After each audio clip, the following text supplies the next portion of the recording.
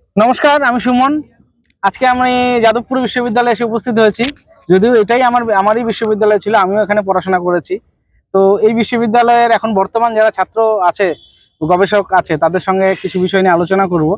বিশেষ করে যাদবপুর বিশ্ববিদ্যালয়ের যে ঘটনাগুলোর কারণে যাদবপুরের নাম শুধু পশ্চিমবঙ্গে নয়, সারা ভারতবর্ষে ছড়িয়ে আছে। এবং বামপন্থীদের যে অপকর্ম, সেই অপকর্মের কারণে যাদবপুরকে কুখ্যাত করেছে। সেই প্রসঙ্গে কিছু আলোচনা করব আজকে। আমার সামনে উপস্থিত আছে আমাদের ছাত্ররা। তাদের সঙ্গে আলোচনা করব। আমার সঙ্গে আছে শুভদীপ, আমার সঙ্গে আছে অর্পণ, আমার সঙ্গে আছে আদিত্য, আমার সঙ্গে আছে সুব্রত, আছে সঞ্জীব। তো আমরা আজকে কয়েকটি বিষয় নিয়ে আলোচনা করবো। সেই বিষয়গুলোর মধ্যে প্রথমেই আসি, সেটা হচ্ছে আমি নিজেও হস্টেলে ছিলাম।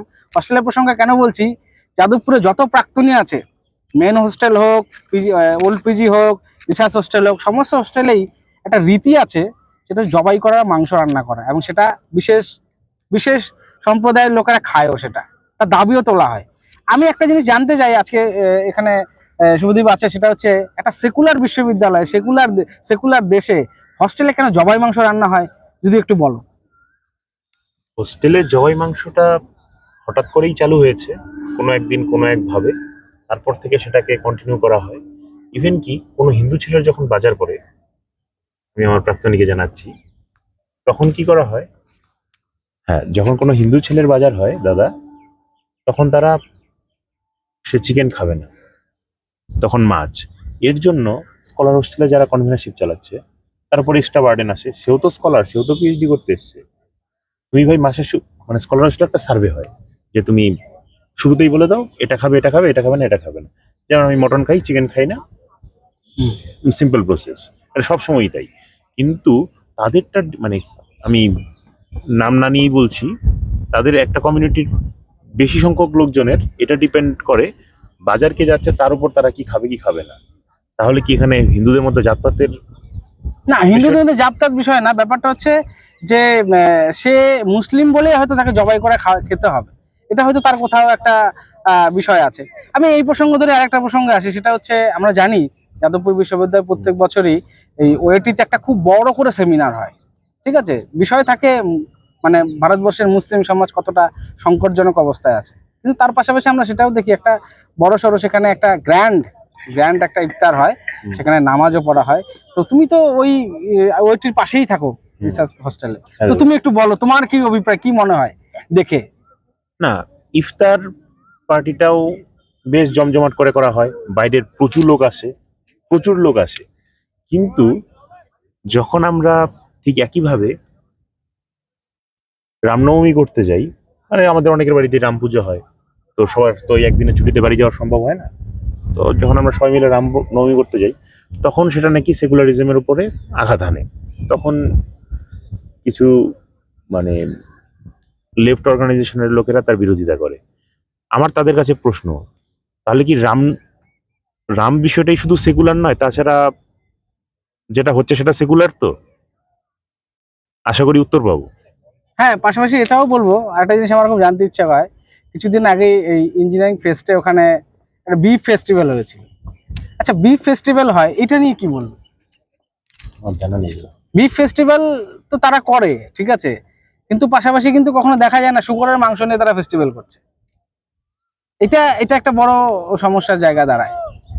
তো যাদবপুরে এরকম বিষয় আছে, সেটা সবাই জানে কি কি হয় সেখানে। এবং স্বাধীনতা, গণতন্ত্র, সেকুলার, ধর্মনিরপেক্ষতা, এত বড় বড় শব্দ, এত বড় বড় মানে, কিন্তু আমরা যখন কাজে বা ব্যবহারে দেখতে যাই, তখন তারা কিন্তু সেই আচরণটাই করে যে বিশেষ ধর্মের মানুষের প্রতি তাদের জন্য একটা সহনশীলতা, সংবেদনশীলতা থাকে। হ্যাঁ, তো সেই জায়গায় দাঁড়িয়ে এই জিনিসগুলো হয়। পাশাপাশি এটাও তোমরা হয়তো দেখেছো, ওই 3 নম্বর গেটের পাশে একটা পোস্টার ছিল, একটা মেয়ের, কি বলে, ইরানে হচ্ছে যে হিজাবের বিরুদ্ধে বা বোরখার বিরুদ্ধে আন্দোলন চলছিল, চুল কেটে তারা হচ্ছে প্রতিবাদ জানিয়েছিল। ইরানে আন্দোলন সমর্থন হচ্ছে, অথচ বাংলায় যখন বলছে স্কুলে তুমি হিজাব পরে যাবে, তখন বলছে হিজাব পরে যাওয়াটা জাস্টিস। তো এটা কিভাবে দেখছো? এটা সিম্পলি দ্বিচারিতা, মানে সিম্পলি দ্বিচারিতা, এটা আমার নাথিং এলস। ওদের প্রচুর দ্বিচারিতা আছে। তার মধ্যে একটা আমি বলছি, এই দুদিন আগে শনিবার রাত্রে ফেরসুর দাদা ওই সংস্কৃতি হচ্ছিল, সেখানে একটা নর্থ ইস্টের কমিউনিটির ছেলের সাথে কারো ঝামেলা লাগে। আচ্ছা, ঝামেলা লেগেছে, বিষয়টা মিটে যাক বা হাতাহাতি আরম্ভ হয়। ইভেন কি বিষয়টা এই পর্যন্ত পৌঁছায়, কোথায় কোথায় নর্থ ইস্টের ছেলে আছে তাদেরকে, তারা হয়তো জানেই না সেই ঘটনার মধ্যে, সে চেহারা ছবি দেখে তাদেরকে খুঁজে খুঁজে মারার চেষ্টা করা হয়, তারপর তারা ইউনাইটেড হয়ে বিষয়টাকে সামলানো হয়। একটা ছেলের হাতও ভেঙেছে এর মধ্যে, সে অ্যাডমিটেড আছে। তাহলে ওই জায়গায় একটা মানে ছবি আঁকা হয়েছিল, যিনি বলেছিলেন যে নর্থ ইস্টকে ভেঙে দেওয়া হবে, মানে আলাদা করে দেওয়া হবে শারজিল ইমাম, শারজিল ইমামের ছবি। ও হচ্ছে আলিগড় ইউনিভার্সিটির হচ্ছে স্টুডেন্ট ইউনিয়নের সদস্য ছিল। আচ্ছা, তো বলো, হ্যাঁ বলো এবার। শারজিল ইমামের ছবিতে ছবি আছে, ও তাহলে ওই ছবিটা আঁকার মানে নর্থ ইস্টকে বিভক্ত করবে, তারা তারা সেটা সাপোর্ট করে। তার মানে কি তারাই এটা সাপোর্ট করছে যে নর্থ ইস্টের যে নেপালি কমিউনিটির ছেলে মেয়ে আছে তাদের ধরে ধরে অ্যাটাক করো? এটা তো তারই আমি প্রতিফলন দেখতে পাচ্ছি, যে ওখানে প্ল্যান হয়েছে, এখানে এক্সিকিউশন হচ্ছে। একদমই একদমই একদমই। আরে ভাই, তোমরা এই কলকাতার বুকে থেকে যতটা দেশ নিয়ে বিরোধিতা করো না, নর্থ ইস্টের বর্ডার থেকে শুরু করে যারা যারা আছে, কারোর মধ্যে তোমাদের মতো দূষিত রক্ত কারো গায়ে নেই। কট্টর দেশভক্তি কি হয়, মিজোরাম থেকে শুরু করে তুমি যে কোথাও একটা প্রত্যন্ত গ্রামে যাও, তোমাদের বুঝিয়ে দেবে। তো আমি জানি না তোমরা এখানে বই পড়ে কি মানে মরালিটি বা কি মডার্ন হয়ে গেছো। যাই হোক, আমার বিজ্ঞান তো আমাকে অতটা মডার্ন করতে পারেনি, হয়তো অন্য ডিপার্টমেন্টে বললে হচ্ছে সেই মডার্নটা হয়তো হতাম। তোমার এই প্রসঙ্গে একটা জিনিস জুড়ে দেয়, সেটা হচ্ছে কিছুদিন আগে যাদবপুরে যখন আরজি করা মুভমেন্ট হচ্ছিল, তখন মণিপুর মাঙ্গো আজাদি, কাশ্মীর মাঙ্গো আজাদি এই নামেও একটা পোস্টার বেরিয়েছিল এইচবিতে, ঠিক আছে? তো তার সঙ্গে কিভাবে এটাকে কানেক্ট করবে বা কিভাবে মনে হচ্ছে? আজাদি কি এইভাবে ওদের মারো এদিকে এলে, তারপর তারা যেন মানে আস্তে আস্তে ক্ষিপ্ত হয়ে মানে ভারতের প্রতি বা ভারতের সংবিধানের প্রতি বা ভারতের ল অ্যান্ড অর্ডারের প্রতি বিশ্বাস উঠে যায়, তারপর তারা আলাদা ধীরে ধীরে আলাদা হয়ে যাবে, মানে আলাদা হওয়ার দাবি তুলবে। এটা তো তারই প্রতিফলন, এটা তো মানে সুন্দরভাবে এক্সিকিউট করার চেষ্টা চলছে এটা নিয়ে।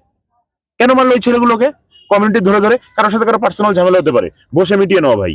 বা তোমার যদি বসে মেটানোর অবস্থা না থাকে, অ্যাডমিনিস্ট্রেটিভ ইন্টারফেয়ার করবে, বসে মিটিয়ে নেবে। কিন্তু তুমি কমিউনিটির লোকের চেহারা ধরে ধরে মারা, তারপর তোমরা জাতপাত নিয়ে কথা বলো, লজ্জা লাগে না এসব বলতে তোমাদের?